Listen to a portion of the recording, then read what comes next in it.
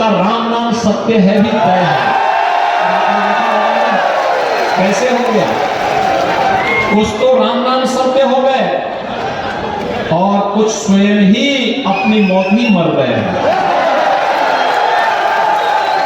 भाइयों, विकास सुरक्षा की सबसे पहली आवश्यकता है। विकास की सबसे पहली प्राथमिकता है, सुशासन की पहली प्राथमिकता है सुरक्षा। देश की सुरक्षा हो या प्रदेश की बेहतर कानून व्यवस्था, ये केवल और केवल भारतीय जनता पार्टी दे सकती है। युवाओं की आजीविका की व्यवस्था हो या देश की आस्था को सम्मान देने का कार्य, विरासत और विकास का बेहतर समन्वय, ये केवल भारतीय जनता पार्टी कर सकती है। देश के अंदर कांग्रेस में तो समस्याएं थी कि आतंकवाद की समस्या, नक्सलवाद की समस्या, भ्रष्टाचार की समस्या, परिवारवाद की समस्या, देश के अंदर जातिवाद की समस्या। आजकल संकल्प पत्र भारतीय जनता पार्टी का है। ये संकल्प पत्र कहता है कि चुनाव तय करेगा, एक तरफ नेशन फर्स्ट मोदी के नेतृत्व में है और दूसरी तरफ फैमिली फर्स्ट एक कांग्रेस और अन्य दलों के पक्ष के साथ में है। वे लोग फैमिली फर्स्ट को प्राथमिकता देते हैं, एक परिवार से उभर नहीं पाते, और भारतीय जनता पार्टी सब कुछ राष्ट्र के लिए समर्पित है। और त्रिवेंद्र सिंह रावत जी तो कई वर्षों तक राष्ट्रीय स्वयंसेवक संघ के प्रचारक के रूप में कार्य करते रहे। अरे उस बच्चे को भेज दो ऊपर, भेज दो उस बच्चे को।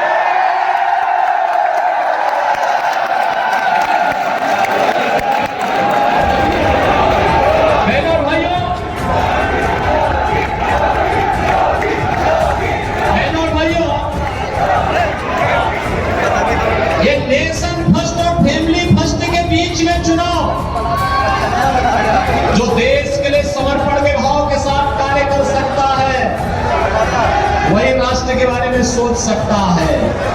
और जिन्होंने अपने परिवार को चिंता से मुक्त होकर के देश के लिए अपने आप को समर्पित किया है, आपका सौभाग्य है कि आपका प्रत्याशी त्रिवेंद्र सिंह रावत उस परंपरा के वाहक हैं।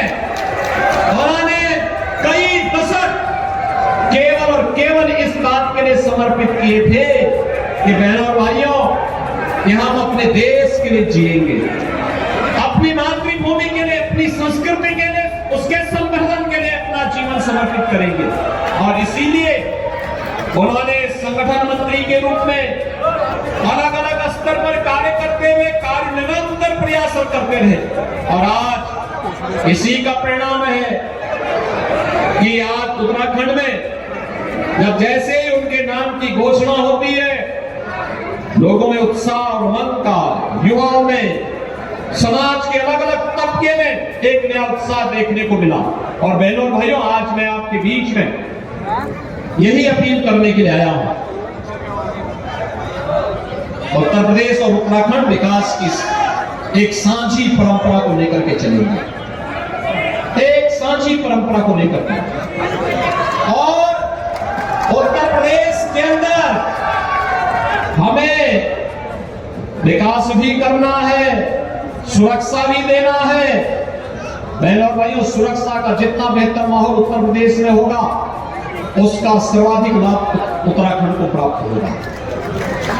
और मैं आपको इस बात के लिए कह सकता हूं, कुछ लोग ये बोलते हैं कि उत्तर प्रदेश में कार्रवाई हो रही है, तो ऐसा तो नहीं होगा कि ये सब अपराधी उत्तर या वो माफिया उत्तराखंड में भागे। मैं कहता हूं, देखो, मैं उसको इस लायक ही नहीं छोड़ूंगा कि वहां से निकल कर, इस लायक ही नहीं छोड़ेंगे।